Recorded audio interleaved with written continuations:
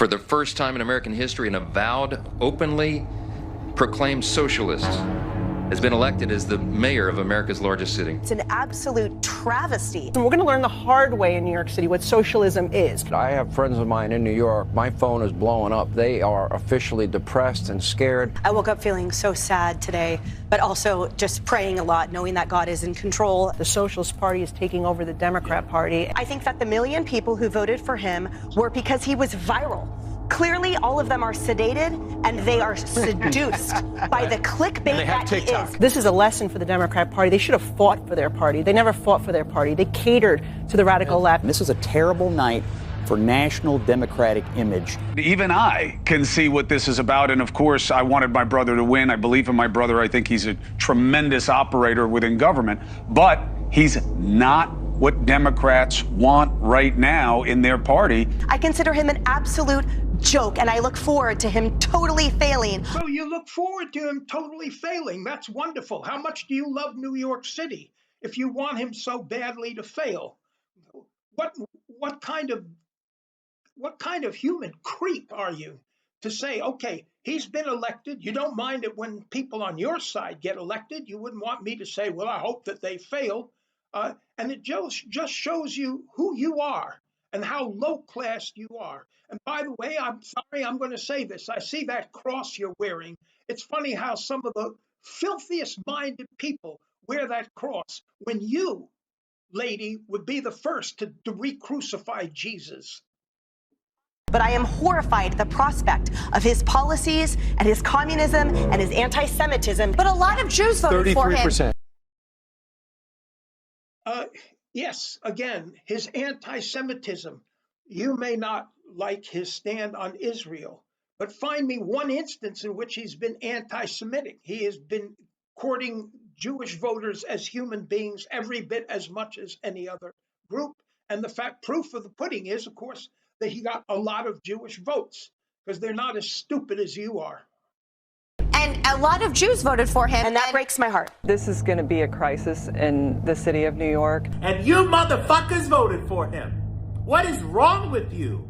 Why, on God's green and watery earth, would you vote for a Muslim? A Muslim? Well, that speaks for you. Why on God's green earth would anybody want to listen to a motherfucker like you saying he voted for a Muslim? He voted for a Muslim.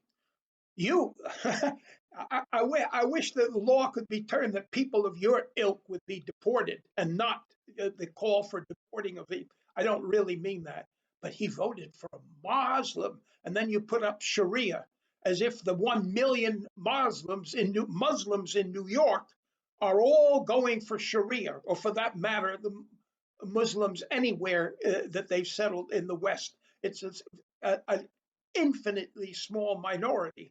But that doesn't matter because it shows who you are, in equal account, a very ugly, nasty human being and a very stupid one. Hey, Curtis, you're a fucking scumbag, like I said all along, all of these months. You fucking got 8% of the vote. You split the fucking vote for the $7 million. You were a scumbag. I hope every New Yorker spits in your fucking face every single day. You fucking sold out like fucking Judas sold out fucking Jesus for the 30 fucking coins and silver. Go fuck yourself. Curtis Sliwa, throw this election. Wake up, New York. Shame on you, Curtis Sliwa. Very interesting analogy of Judas selling out Jesus and Sliwa selling out Andrew Cuomo. I mean, I don't think that Andrew Cuomo exactly qualifies as Jesus. And as for your loud mouth and threats and so on, I can't help it. There are just some people who go beyond the pale. You want everybody to spit on Siwa? Let everybody spit on you with your foul fascist mouth. The election. Moments ago, we heard a group of Cuomo supporters getting a bit restless. In fact, chanting, "Shame on Sliwa." Shame on Curtis Sliwa. You fucked the whole fucking thing up. New York City. Fuck Sliwa. New York City. You fucked New York City.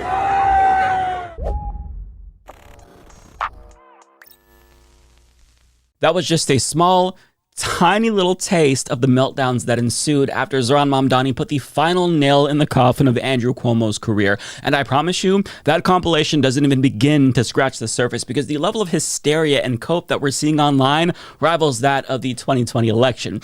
But I don't blame them for feeling sad and dejected, because yesterday really was a bad day for these losers. But it was an incredible day for everyone else, people with common sense, because Mamdani won.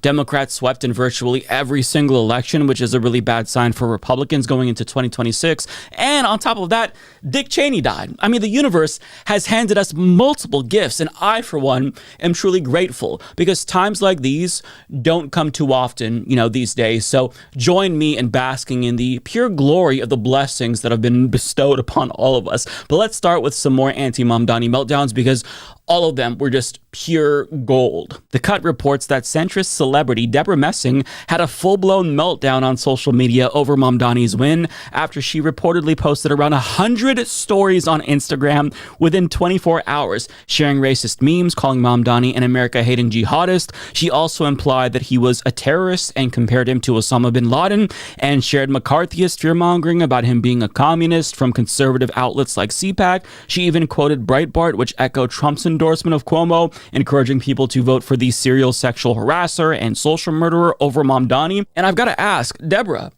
are we doing okay there? Like, when was the last time you've gone outside and touched grass? Because this can't be healthy. But please, don't actually do that. Continue to stew away in your mansion and doom scroll on your phone, because I want these feelings that you're feeling of existential dread and sadness to accelerate, because I need more entertainment from you, Deborah. Yes, I one of the things I like about Mike is that he doesn't pull punches. He doesn't try to be a gentleman in the face of bullies, fascists, cowards, and so on. And it's Deborah Messing, a centrist, and the fact that she, like so many others, just spews so many untruths. He's a communist. He's not, and then connecting him with a jihadist. It's just incredible the length that people will go.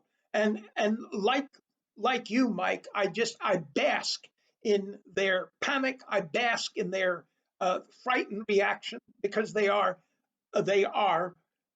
gilded cowards, all of them. The people that you showed in that forum with among others, the young lady in the red dress with the cross of Jesus, is that all of them, none of them, as New Yorkers, have to face the